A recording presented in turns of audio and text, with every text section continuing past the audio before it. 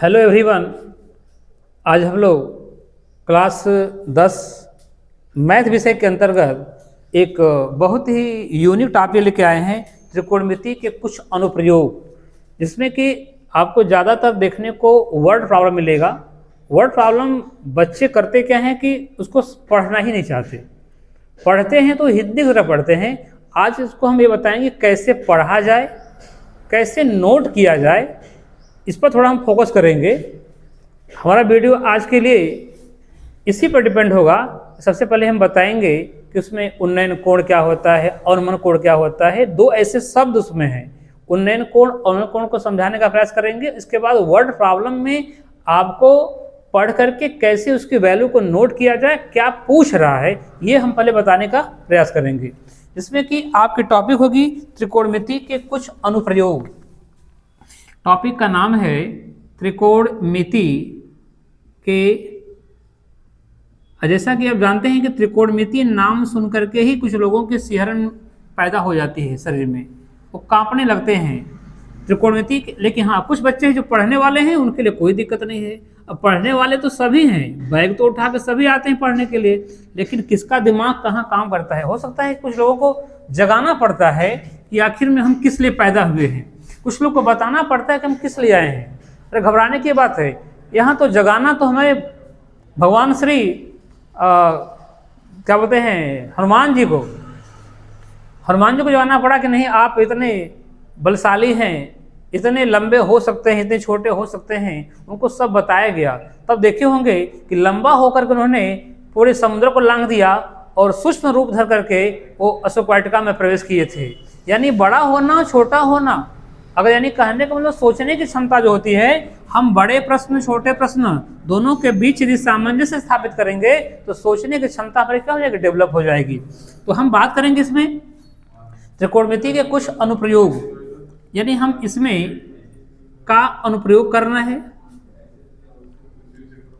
चलिए इसमें हम पहले जानने का प्रयास करेंगे कि ये चैप्टर हमारा कौन सा है। तो ये देखेंगे, हमारा चैप्टर जो है शायद 9 है। अभी हमने पिछले वीडियो में अध्याय 8 को पढ़ा हुआ है। ये आपका अध्याय जो है, अध्याय आपका 9 है, त्रिकोणमिति कुछ अनुप्रयोग। तो सबसे पहले चैप्टर में हम प्रश्न हल करने से पहले हम जानेंगे कि इसमें उन्नयन कोण एक शब्द है और एक अवनमन है। उन्नयन कोण और एक है अवनमन कोण।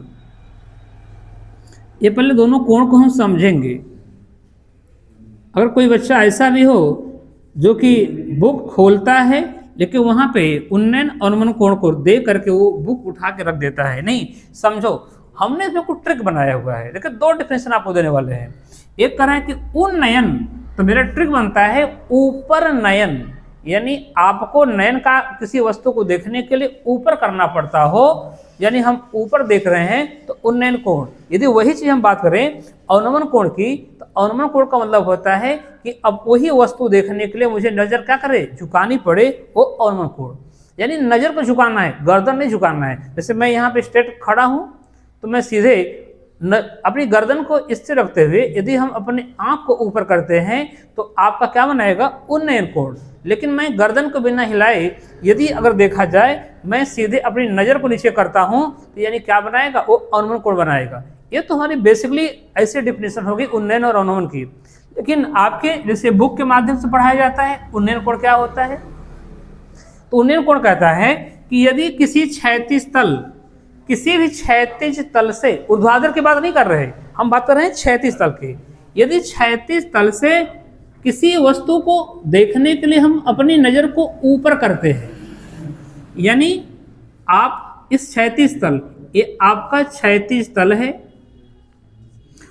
क्षैतिज तल से हमारी आंख यहाँ पर होगी और हम क्षैतिज तल से किसी वस्तु को देखने के लिए नज़र को ऊपर करते हैं तो वो कहलाएगा आपका उन्नयन कोण। वही बात कर रहा है कि यदि क्षैतिज तल से अगर हम किसी वस्तु को देखने के लिए अपनी नज़र को क्या करते हैं, नीचे करते हैं, वो क्या कहलाएगा, अनुमान कोण कहलाएगा। यानी मेरी ये आंख यहाँ पे हो जाएगी, आंख से देखें तो यहाँ पे क्षैतिज तल है, यानी हम सीधे खड़े हैं एकदम क्षैतिज, और क्षैतिज तल से किसी वस्तु को हम पे नजर झुका कर देख रहे हैं तो कहलाएगा वो अवनमन कोण। यानी गर्दन का इसमें कोई इशू नहीं, गर्दन को ना तो ऊपर करना है, गर्दन को नीचे करना है, केवल अपनी नजर को हिलाना है। तो हमारा उन्नयन कोण क्या होता है और अवनमन कोण क्या होता है, क्योंकि मुझे प्रश्न में इन दो कोणों का इसमें यूज है। और हम बात करेंगे एक और यूनिक चीज, इन कोणों के अतिरिक्त हम ये कोण तो हम समझ लिए, अगर समझ लिए तो बेहतर है। हम तो कहेंगे कि अगर आप समझ जाते हैं कि उन्नयन कोण अवनमन कोण क्या है तो आप हमें कमेंट में जरूर आप थंब भेजने का प्रयास करें कि हम जान जाएं कि नहीं कि आप समझ लिए कि अवनमन और उन्नयन कोण क्या होता है। अब हम प्रयास करेंगे कि उन्नयन और अवनमन कोण के अतिरिक्त आपके इस टॉपिक में क्या आने वाली है। तो हम बात करके देखें तो इसमें हमको सबसे अधिक, या तो कह लें कि मुझे 99% मुझे टेन थीटा का इसमें देखने को प्रयोग मिलता है। अब कहेंगे टेन थीटा का प्रयोग कहाँ मिलता है, हम कहते हैं कि हो सकता है कि कोई आपकी दीवार हो, कोई आपका पेड़ हो, तो इस पेड़ के सिरे से हो सकता है, तब भी आपको उस हालत में देखा जाए तो ये आपको लंब कहलाता है, और ये आपका कर्ण है तो ये आपका आधार होगा। इसको लंब हम तब कह सकते हैं जबकि कोई ना कोई यहाँ पे एंगल बन रहा हो। इस एंगल के सामने हमेशा क्या होता है, ये वाली भुजा हमेशा लंब होती है। अच्छा, तो हमने कहा कि लंब और आधार का संबंध देखने को मिलेगा, यानी टेन थीटा में होता है लंब बटा होता है आधार, यानी लंब और आधार का संबंध देखने को मिलेगा, इसलिए वहाँ टेन थीटा प्रयोग होता है। और हम बात करेंगे अदरवाइज तो 1% ऐसा होता है कि उसमें आपको साइन थीटा या कास थीटा का प्रयोग देखने को मिल जाए। क्योंकि कास थीटा की बात करें तो अब हम कास थीटा का प्रयोग देखिए होता है कि नहीं होता है। हमने कहा कि आधार बटे कर्ण होता है, तो हमारा आधार है और कर्ण है, इनके बीच संबंध यदि आपको पूछा जाए तो आपको कास थीटा होगा। साइन थीटा की बात है तो साइन थीटा को अगर देखें तो आपने पहले तो जान ले कि लाल बटे कक्का आपने पीछे पढ़ा हुआ है, तो हम इसमें लंब बटा कर्ण, यानी साइन थीटा के लिए क्या है, लंब और कर्ण में संबंध स्थापित होता है, अर्थात कोण कहाँ बनेगा, यहाँ बनेगा। अगर हम बात करेंगे आधार और कर्ण की तो कोण यहाँ बनेगा। अब इसके बाद लंब और आधार की बात करेंगे तो लंब और आधार में यहाँ हमेशा क्या बनेगा, वो 90 डिग्री बनेगा। यानी ये बातें यदि हम जान लिए तो हम एक प्रश्न हल करने का प्रयास करेंगे, और इसमें ज़्यादा प्रश्न हल तो नहीं करेंगे हम लोग, पहले तो हम सीखेंगे, सीख लेते हैं, तो इसके बाद आप लोग एक दो प्रश्न हल करिएगा और हमें जरूर कमेंट में लिखिएगा कि नहीं सर हमने इसमें से कुछ सीखा है, क्योंकि ये कुछ सीखने की चीज़ें हैं। बहुत से बच्चे ऐसे होते हैं, और जैसा कि आप जानते हैं कि हम अपने इस चैनल के माध्यम से केवल मनोहर रे की बुक को सॉल्व कर रहे हैं, मनोहर रे की बुक को लेकर चल रहे हैं। मनोहर रे बुक को चुनने का मेरा अभिप्राय क्या है कि मैं एनसीईआरटी को ले लेता, लेकिन एनसीईआरटी के जो प्रश्न हैं वो हमको मनोहर रे में मिल जाते हैं, उसके माध्यम से हमें अधिक से अधिक प्रश्न देखने को मिलता है। एनसीईआरटी में क्या है कि प्रश्न की मात्रा सीमित होती है और अभ्यास करने में क्या है, ये ज़्यादा प्रश्न चाहिए। अब अभ्यास करने की बात क्या है, तो अभी हम बात करें, एक अभ्यास शब्द आता है। अक्सर देखे होंगे कि मैथ में अभ्यास आपको लिखा होता है। अभ्यास का मतलब क्या होता है, यानी आपको प्रैक्टिस करनी पड़ती है। हम बार बार अभ्यास करते हैं, एक बार, दो बार, तीन बार, चार बार अभ्यास करते हैं, तो अभ्यास, क्योंकि मैथ आपका अभ्यास मांगती है, इसलिए आप देखोगे चैप्टर में या तो आपको प्रश्नावली मिला होगा या तो अभ्यास मिला होगा। तो हम यहाँ अध्याय लिखे हैं, लेकिन अध्याय से बेहतर है कि मैं अभ्यास लिखूं तो आपको कुछ सीखने को मिलेगा। अभ्यास का मतलब है कि आपका जो मैथ है वो प्रैक्टिस मांगता है। तो प्रैक्टिस आपको कितनी बार करनी है, जानते हैं कि कम से कम 1 to 3, यानी कम से कम 1 से लेकर के 3 बार आपको प्रयास करना पड़ेगा। लेकिन यदि पहले प्रयास में आप सीख गए तो कोई दिक्कत नहीं। मैं एक प्रश्न यहाँ नोट करता हूँ और इसको बताने का प्रयास करता हूँ। करा भूमि के एक बिंदु से, देखिए मैं यहाँ प्रश्न नोट कर रहा हूँ, भूमि के एक बिंदु से, भूमि के एक बिंदु से जो मीनार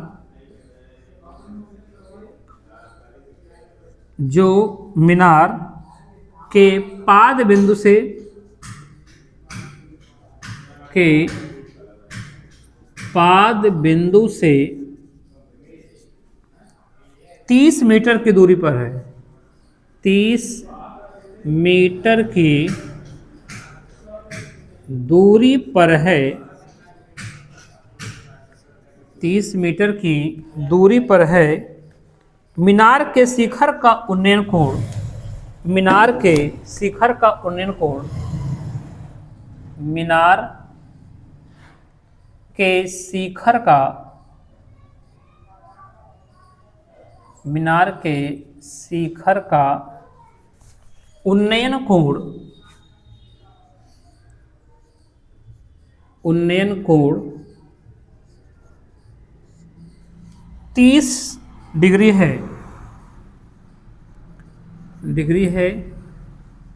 मीनार की ऊंचाई ज्ञात कीजिए, मीनार की ऊंचाई ज्ञात कीजिए।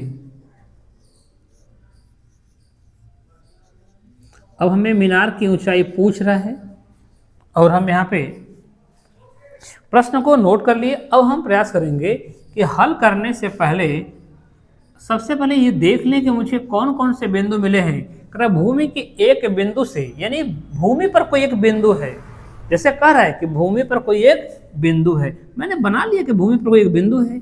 बिंदु से जो मीनार के पाद बिंदु से 30 मीटर की दूरी पर है, यानी वो बिंदु कहाँ है, मीनार से, यानी कोई मीनार बना लेते हैं, मीनार यानी टावर, टावर से 30 मीटर की दूरी पर ये बिंदु कहाँ था, 30 मीटर की दूरी पे। तो ये आपका 30 मीटर तो हो गया, यहाँ से लेकर यहाँ तक की दूरी हो गई। अच्छा, ये आपकी मीनार है, मीनार हमने लिख दिया कि मीनार है। मीनार के शिखर का उन्नयन कोण, यानी उन्नयन कोण बोल रहा है। तो भी जैसा कि आपको मैंने बताया था कि उन्नयन कोण में क्या होता है कि आपका जो नयन होता है ऊपर की तरफ, यानी इस बिंदु से ऊपर की तरफ आपको देखना है, यानी मीनार को देखना है। तो ये 30 अंश का क्या बनाती है, कोण बनाती है। और पूछा जा रहा है कि मीनार की ऊंचाई क्या है। तो मीनार की ऊंचाई यदि हम नहीं जानते हैं तो पहले हम यहाँ पे क्या करेंगे, यश हम मान करके लिख लेते हैं। लेकिन मैं प्रश्न लिखूंगा कि माना मीनार की ऊंचाई, बल्कि मैं यही मान लेता हूँ, माना जो प्रश्न पूछा है उसको मान लेंगे। माना मीनार की ऊंचाई, मीनार की ऊंचाई एच मीटर है, एच मीटर है, हमने मान लिया, ये मान लिया। अब मानने के बाद हमें जो कि आकृति बनी है, ये त्रिभुज बना हुआ है, ये आपका मीनार है, तो राइट एंगल ट्रायंगल यहाँ बनाएगा। अब आपको नाम दे दिया, इसको ए, इसको बी, इसको सी। अब हम स्टार्टिंग कहाँ से करेंगे, तो सबसे पहले ध्यान दें, हमने मानने को तो मान लिया कि माना मीनार की ऊंचाई एच मीटर है। अब इसमें हम दिखाएंगे आपको कि आपका त्रिभुज कौन सा बन रहा है। तो हम बोलेंगे अगर समकोण त्रिभुज लिखना होगा तो बोलेंगे समकोण त्रिभुज सी बी ए या ए बी सी में। तो मैं यहाँ लिखूंगा समकोण त्रिभुज, समकोण त्रिभुज ए बी सी में। अब बी सी में आएंगे तो अब ए बी सी में देखा जाए कि एंगल किस पर बन रहा है। तो एंगल हमारा जो बन रहा है वो यह बिंदु ए पर बन रहा है। तो मैं यहाँ से चलूँगा तो पहले देख लूँगा कि मुझे संबंध कहाँ कहाँ है। अब कहेंगे कि टैन लगेगा, कि साइन लगेगा, कास लगेगा, तो पहले आप पता करेंगे कि किन किन भुजाओं से आपका संबंध है। तो मैंने देखा कि अब मुझे ये अब क्या है, इसका नाम हो लंब कह सकते हैं, क्योंकि यहाँ पे क्या दिया है, एंगल दिया है। एंगल के सामने क्या होता है, लंब होता है। तो ये लंब होता है, ये आपका क्या है, आधार है। तो लंब और आधार में जो संबंध होता है वो टैन का होता है। तो टैन 30 डिग्री बराबर, लंब की बात करेंगे तो लंब आपका क्या हो जाएगा, एच हो जाएगा, और आधार कितना हो जाएगा, ये आपका 30 हो जाएगा। तो जैसा कि हम जानते हैं कि टैन 30 अंश का मान कितना होगा, तो आपने साइन का मान, कास का मान, टैन का मान, यानी हम त्रिकोणमितीय अनुपातों की सारणी में आपको ट्रिक बना के समझाए थे। वो वीडियो आपको प्लेलिस्ट में पड़ा होगा, उसको आप देख सकते हैं। क्योंकि हमने प्लेलिस्ट में हाई स्कूल का जो कि मैटर है उसमें एक ही प्लेलिस्ट में दिया हुआ है, वो आपको किसी भी सब्जेक्ट का हो। अभी आपको मैं मैथ्स दे रहा हूँ, साइंस दे रहा हूँ। देखिए हम पढ़ाई के हम इस मध्य स्तर में हैं, लेकिन फिर भी प्रयास करेंगे कि आपको कुछ ऐसा तरीका बना करके लगभग हर वो बिंदु देंगे कि बीच में भी कोई बच्चा पढ़ने का प्रयास किया हो, अगर 2 महीना 3 महीना पहले भी पढ़ना प्रयास किया होगा तो पक्का है वो अच्छे अंक से पास हो सकता है, संभावना है। अब डिपेंड करता है उसकी मेहनत पे। पढ़ाने को तो हम पढ़ाएंगे बराबर, लेकिन वो उतना उसको उस लगन से पढ़ पाता है कि नहीं, लगन उसकी होती है। एक कोचिंग संस्थान में हजारों बच्चे पढ़ते हैं, लेकिन टॉप एक ही बच्चा कहाँ आता है? इस प्रश्न का जवाब हमें जिस दिन मिल जाएगा, मैं अपने संस्थान के मैं ऑफलाइन कोचिंग भी पढ़ाता हूँ, वहाँ पर भी मैं प्रयास करूँगा कि अगर ऐसा सब कर सकता है तो मैं भी करूँगा। मैं तो करता हूँ हर रोज़, लेकिन डिपेंड करता है बच्चों की मेहनत पे। अब पढ़ाने को एक बच्चे को मैं क लिखना सिखाया तो अगला बच्चा भी क लिखना सीखा, अगला बच्चा भी क लिखना सीखा, सबने सीखा। लेकिन अगर जिसने बार बार प्रयास किया वो क्या करेगा? वो क लिखेगा, लेकिन वो सबसे पहले लिख के दिखाएगा। वो डिपेंड करता है उसके अभ्यास का, इसमें कहीं ना कहीं अभ्यास मायने रखता है। अब देखा जाए तो मुझे मिल गया tan 30 अंश का मान, तो देखे होंगे sin 30 का मान जानते होंगे, cos 30 का मान जानते हैं, तो sin 30 के मान से भी निकाल सकते हैं। sin 30 का मान कितना होता है आपका 1/2 होता है, cos 30 का मान कितना होता है √3/2 होता है। तो अगर दोनों के मान को डिवाइड कर देंगे तो आपको मान निकलेगा 1/√3, यानी इसका मान आ जाएगा 1/√3 इक्वल टू h/30। अब क्रॉस मल्टीप्लाई कर लेंगे हम तो मिलेगा √3h इक्वल टू 30, h बराबर 30 बटा आपको √3। अब यहाँ पे ये आंसर नहीं है, जब भी आपका हर करड़ी में हो तो उसका हम तुरंत क्या करेंगे? परमेयीकरण करेंगे।